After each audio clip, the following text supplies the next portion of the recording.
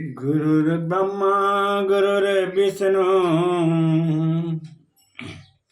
गुरुर्ब्रह्मा गुरुर्विष्णु गुरुर्देवो महेश्वर गुरुर्साक्षात् परब्रह्म तस्मै श्री गुरुवे नमः। एम से बोलिए सतगुरुदेव की जय। बंदी चोर कबीर साहिब की जय। बंदी चोर गरीबदास जी महाराज की जय। स्वामी रामदेवानंद जी गुरु महाराज की जय। बंदी चोर सतगुरु रामपाल जी महाराज की जय। समादरणीय सज्जन विनीत धर्मानुरागी सत्संग प्रेमियों भक्त आत्माओं के चरण कमलों में कोटि कोटि नमन। कबीर साहब की वाणी है।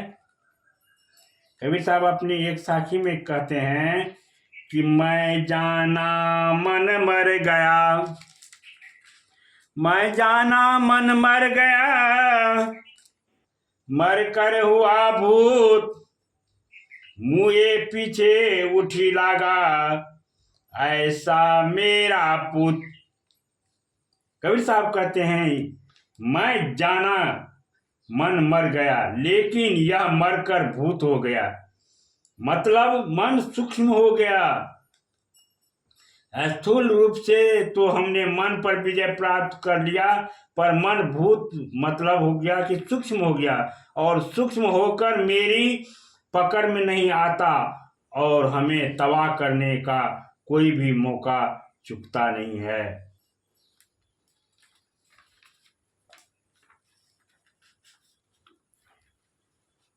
मन के संयम का भी 3 फल हो सकता है। अगर हम मन को रोककर तप के द्वारा अपनी घिनौनी मनसा की पूर्ति करना चाहते हो, अथवा अपने तप के द्वारा हम ऐसी शक्ति प्राप्त करना चाहते हो जिससे कि किसी का अहित कर सकें, तो यह मन के संयम का तमोगुणी रूप होगा। ऐसे तप को तमोगुणी कहा जाता है। जैसे रावण, हिरण्यकशिपु इत्यादि ने मन को बहुत एकाग्र किया, लेकिन क्योंकि उनकी भावना रजोगुण और तमोगुण से घिरा था, इसलिए मन का संयम करते हुए भी वे मोक्ष को नहीं प्राप्त हो सके। यही तपस्या जब पार्वती जी करती है तो क्योंकि उनका भाव रजोगुण तमोगुण का नहीं सतोगुण का है, तो उन्हें सतोगुण का फल मिलता है। जबकि यही तपस्या जब रावण और हिरण्यकशिपु इत्यादि असुर करते हैं तो इस तपस्या का फल तमोगुण देने वाला हो जाता है। तो रावण और हिरण्यकशिपु यदि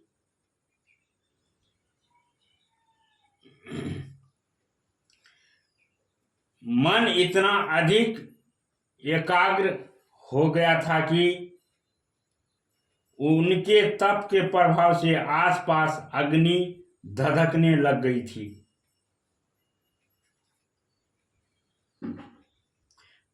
तप के प्रभाव से चारों तरफ धधकती हुई अग्नि का उन्हें एहसास तक नहीं हुआ कि वे अग्नि के बीच में हैं। अग्नि का ताप उन्हें दग्ध नहीं करता था, यानी प्रभाव नहीं पड़ता था। पहाड़ की ऊंची चोटी पर वे तप करते थे। बर्फ जब पड़ती थी तो उन्हें एहसास नहीं होता था कि उसे बर्फ में ढके जा रहे हैं और उन्हें बचने के लिए भागना चाहिए।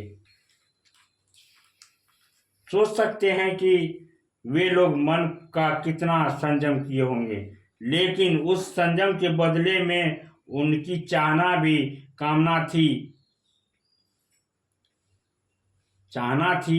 थी और वे उस चाहना की पूर्ति के लिए तप कर रहे थे।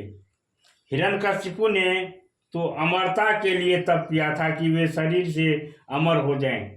ब्रह्मा जी ने प्रकट होकर कहा कि शरीर से अमर कोई नहीं हो सकता, तो हिरण्यकशिपु ने मांग लिया था कि न वे बाहर मरे, न भीतर मरे, न सुबह मरे, न रात मरे, न आदमी उन्हें मारे, और न जानवर। इस तरह बहुत सी शर्तों लगा दिए थे, लेकिन उनके अंदर का काम और क्रोध नहीं गया।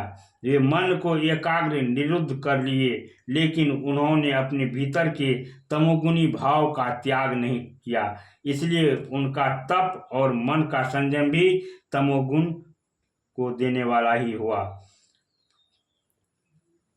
फलतः हिरण्यकशिपु तपस्या के पहले जैसे दुष्ट थे, तपस्या के बाद भी उतने ही दुष्ट रहे। तपस्या उनके जीवन में कोई बदलाव नहीं ला सकी।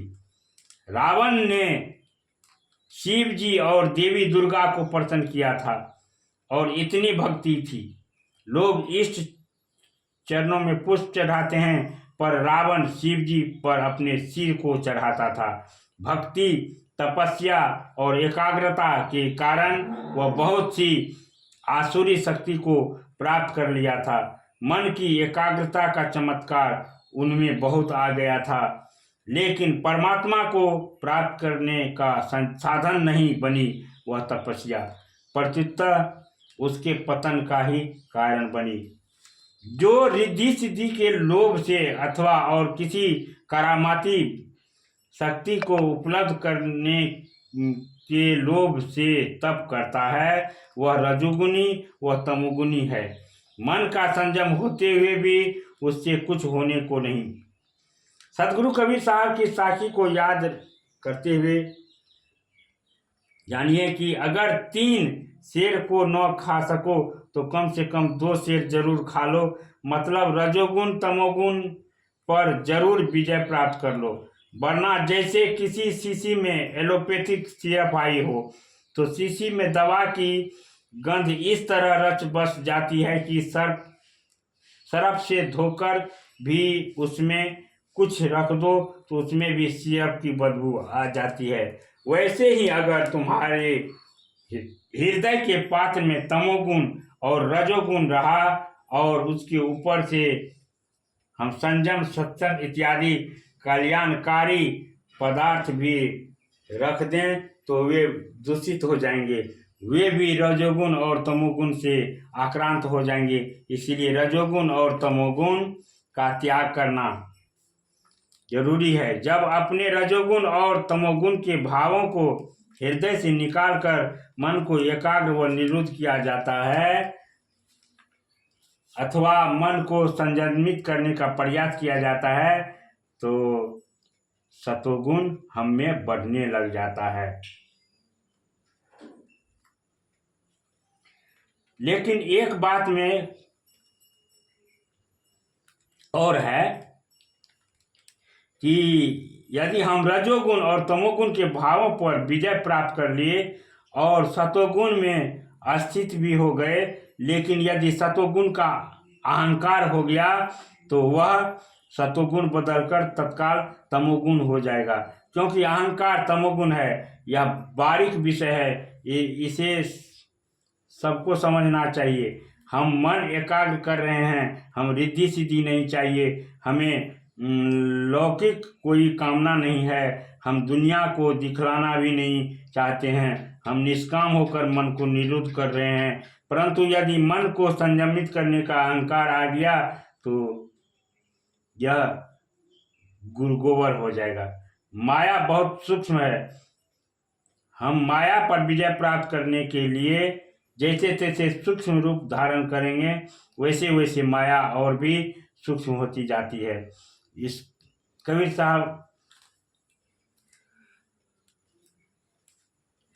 इसलिए सावधान कर रहे हैं और यह हमेशा याद रखें कि सतोगुण का अहंकार होने पर वह तमोगुण हो जाता है।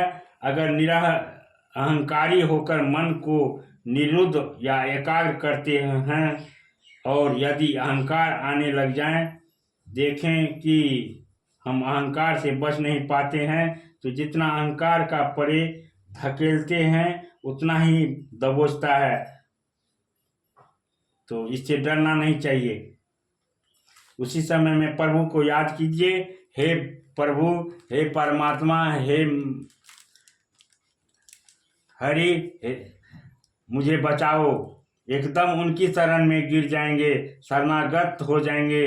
अहंकार हमारा बाल बांका भी नहीं कर सकता। परमात्मा हमसे बेहद प्यार करते हैं, हम ही उनके प्यार को अनदेखा कर उसे प्यार से लाभ से वंचित हो गए हों। हम परमात्मा के लाडले हैं, उनकी शरण में आकर उनकी शक्ति का लाभ उठाएंगे। इस तरह से मन के संयम के द्वारा हम सत्वगुण को बढ़ा सकते हैं। सत्संग के द्वारा सत्वगुण बढ़ता है। सत्संग में भी मन एकाग्र होता है और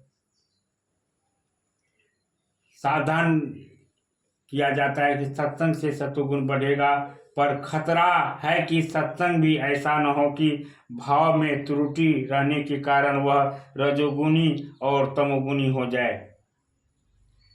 संयम के द्वारा सत्वगुण की वृद्धि हो सकती है। भाव के रजोगुण और तमोगुण होने पर ऐसा न हो कि हमारा संयम भी रजोगुणी और तमोगुणी फल देने वाले हो जाए। इसलिए युक्ति से मुक्ति होती है। हमेशा अपने आप पर नियंत्रण रखें। प्रेम से बोलिए सतगुरुदेव की जय।